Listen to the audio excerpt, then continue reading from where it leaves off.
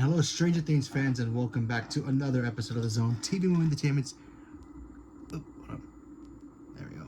With me, your host Jonathan, once again bringing you my thoughts and review for the final episode of Stranger Things, Season 5, Episode 8.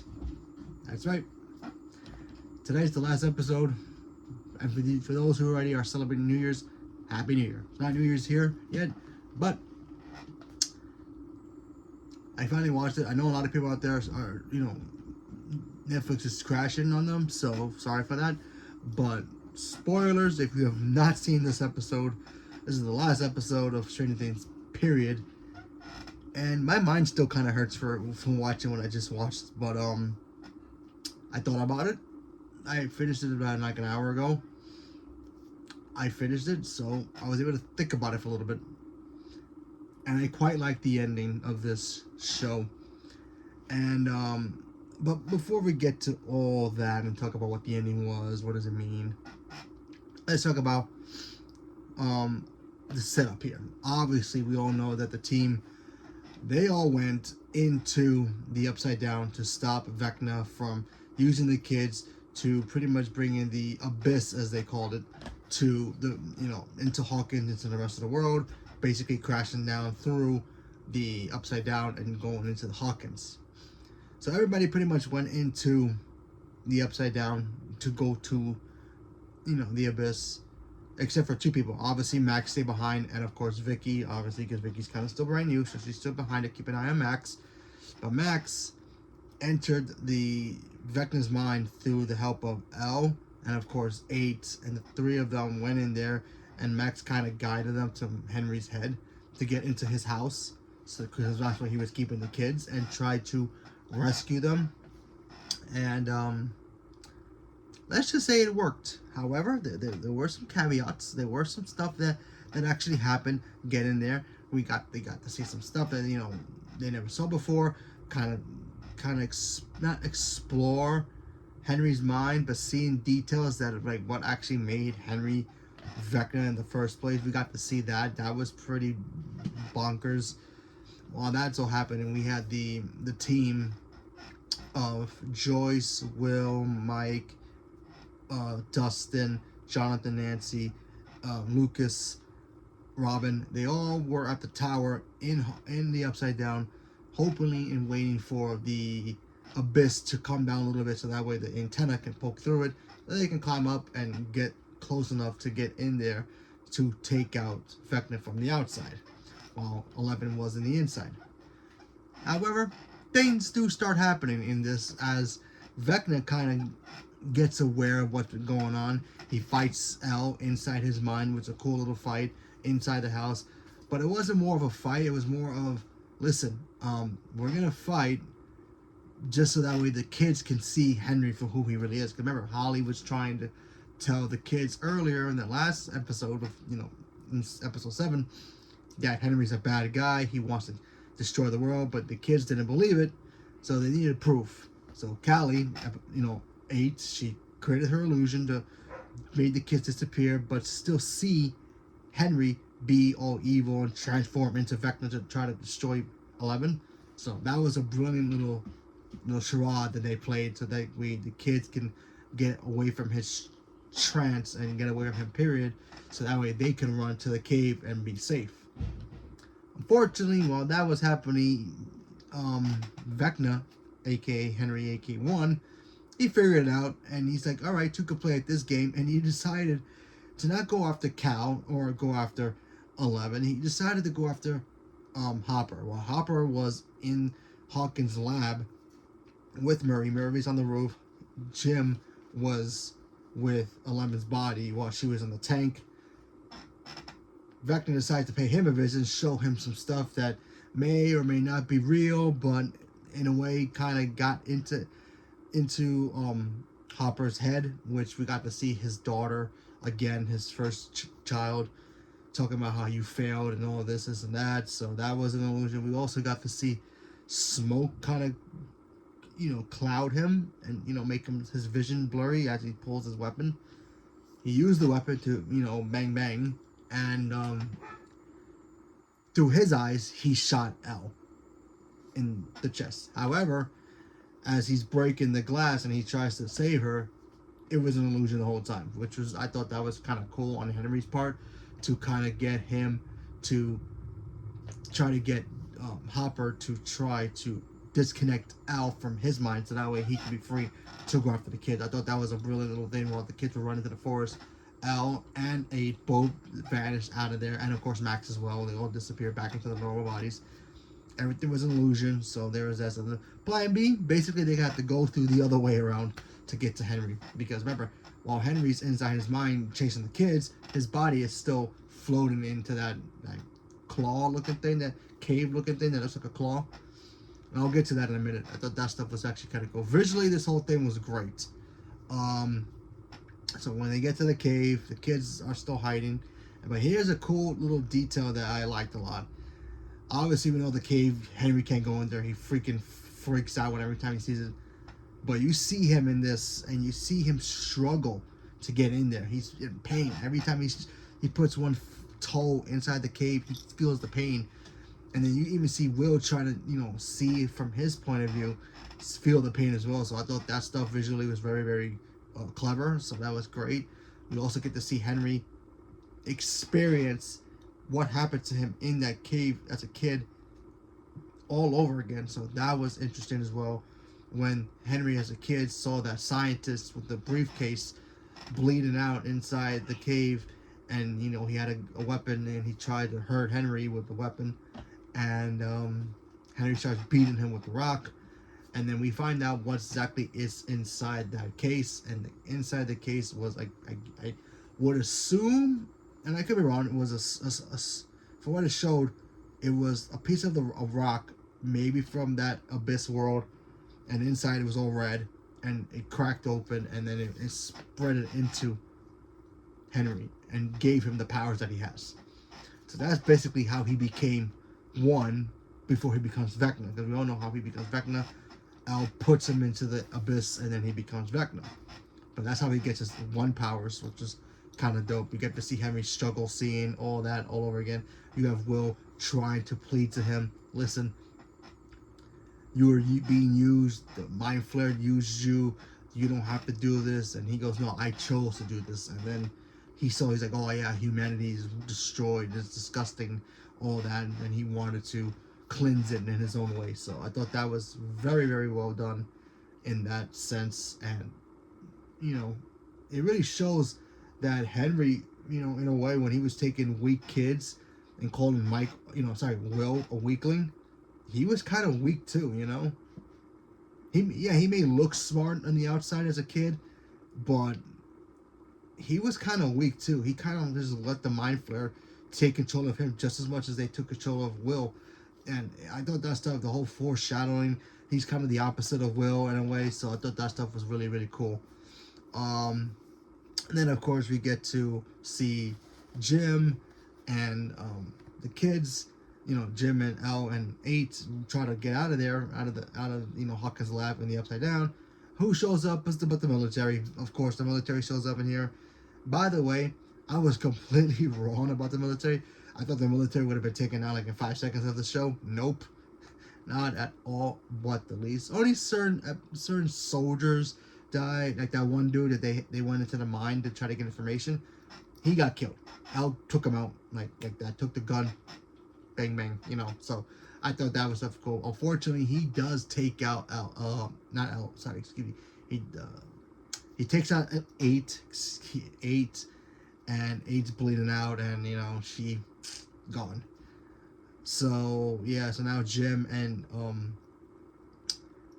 11, they have to figure out a new plan to get to the abyss. And of course, Al comes up with the idea of like, yeah, there's floating rocks up there. Let me guide myself up there. And while she's getting there, you have everybody else in the abyss. Excuse me. They're walking towards the cave, the one that looks like a hand, and then out of nowhere, it starts transforming into a transformer-looking thing, and it becomes, I guess, the shape of the Mind Flayer in a way, as a monster spider-looking thing, while Henry's kind of controlling it from the inside. So the team decides, let's take it to a nearby cliff, get it high so we can be high up there as well. You have two sides. You have Jonathan and Robin on one side throwing flames and flamethrowers. Lucas and I believe it was I forgot. I think it was Joyce on the other side. They had Lucas had the what do you call it, the slingshot. He had a slingshot. It was him by himself, while Nancy played the distraction. And I'm talking about, listen, Nancy in this entire show was a complete badass, and I loved her every single moment. If they ever want to remake Terminator, look at her for your new Sarah Connor. I'm just saying, honestly, if you want to remake Terminator from scratch, you want to use Sarah Connor, that girl, that actress who plays Nancy, I think Natalie something, I forget her last name is, she's fantastic. You give it to her, she'll kill it. Either way, she was just being a beast in here. She was full on trying to do it. Oh yeah, I forgot. Mike was also helping as well because he had the flame, what do you call it, flare gun? He had the flare gun. It was a funny moment when he was like, "Oh, I need a weapon," and Nancy just gives him a flare gun, and it was just like, really? I thought that stuff was funny. But yeah, and then of course the way that they fight Vecna. You see Al and Vecna finally have their final showdown, and with the help of Will helping Al to defeat him, they defeat him at the end, which was kind of, I don't want to say it was kind of quick and easy. It was more of kind of like, that's it. It could have been more, but what can you do? But yeah, so they end up killing him, impaling him into a spike. And then of course to save the day, Joyce comes in as a mother and going through that pain that she had to go through because of what happened from the beginning. She chops off Vecna's head and it's over. But then of course the very ending, we're thinking, yeah, all our heroes survived. We're like, yes, it's over. Like, get out. Of course the freaking military has to be the party poopers. And they stopping them so they can get to 11, only for 11 to be in the other side of the upside down where the gate is and close it from the inside.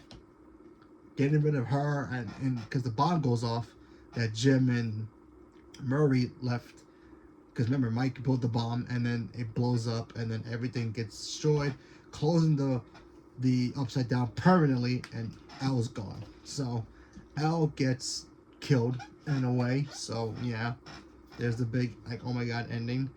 And then of course we get to 18 months later, after everything's all settled and rebuilt.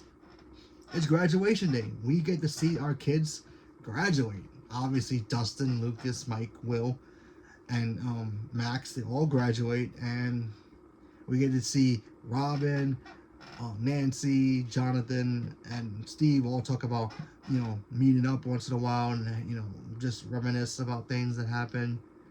And then the very ending, we get to see Mike and the team play Dungeons and Dragons one last time. Mike is telling the story. He's the storyteller, and he's talking about the mage. The mage, obviously, which was Al's calling card. Obviously, remember Max was the zoomer. So Will was the will of the wise and all that. So Al was the mage, and he talked about, well, what if the mage survived? What if Callie gave us the illusion that we saw Al die?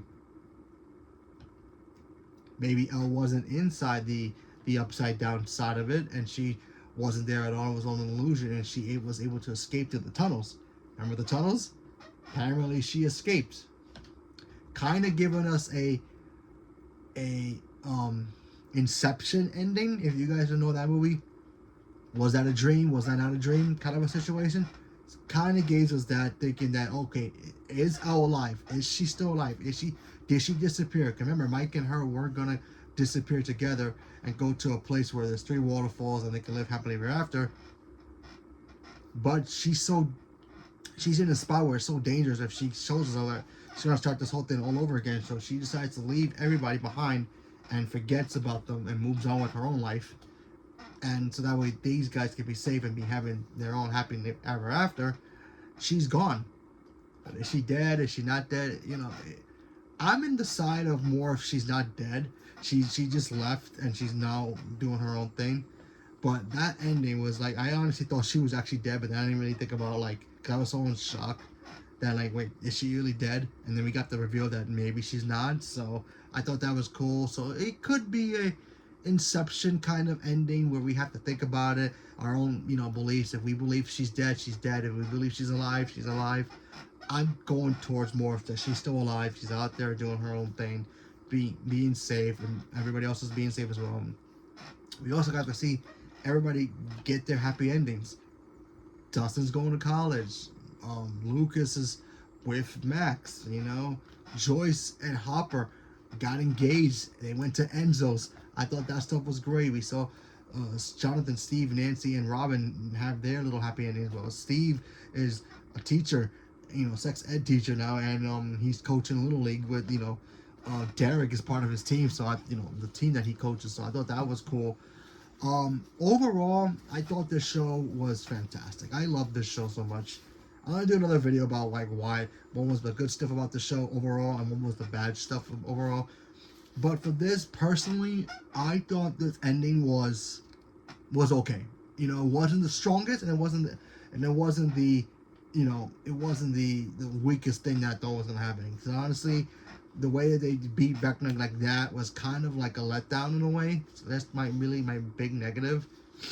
But the ending was fantastic. I thought the ending was great. The way they gave us an opportunity to think, oh, do we think she's still alive? Is Elle still alive? Or maybe she's not. It's up to us, the audience, to determine that. So I thought that was a beautiful way to end it.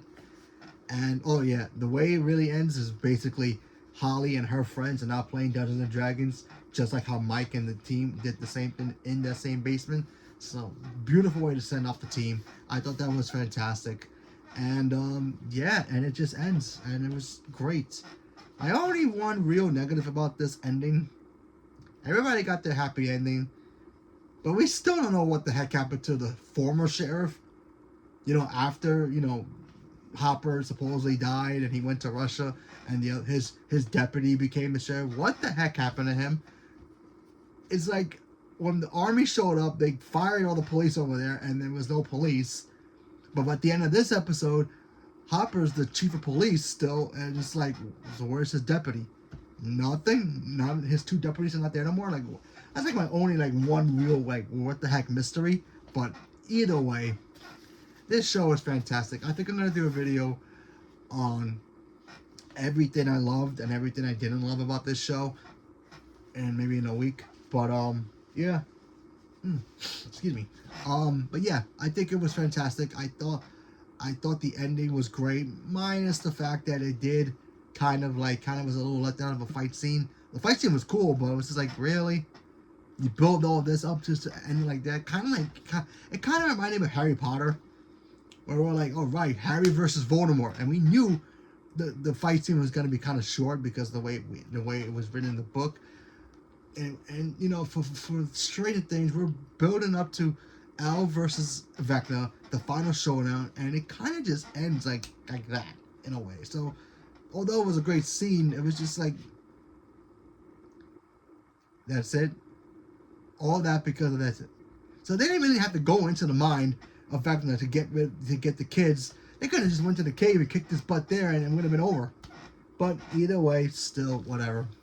Still had fun. I'm a little sad that it's over now. And now without that and Cobra Kai, I don't know what to do anymore for Netflix. I might just I still have WWE, but that's a different thing. Anyway, well, there you go. Stranger Things is officially over. So, leave me a comment below. Let me know what you guys thought. Did you guys get a chance to see this ending at Netflix, or did it crash for you? Do you have to still wait? Did you guys go see it in theaters? Because I know a lot of people got to see it in theaters. I tried to. It was sold out. Thanks a lot.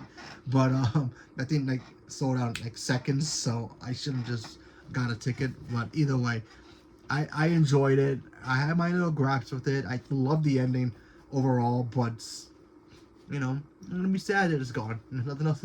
Now we have to hopefully see these actors become great actors and do other projects. I'm looking forward to seeing what they do, especially Millie Bobby Brown. She's fantastic as an actor. I think she's gonna blossom really well. She's 21 years old. She's fantastic. The girl plays Nancy. She's great.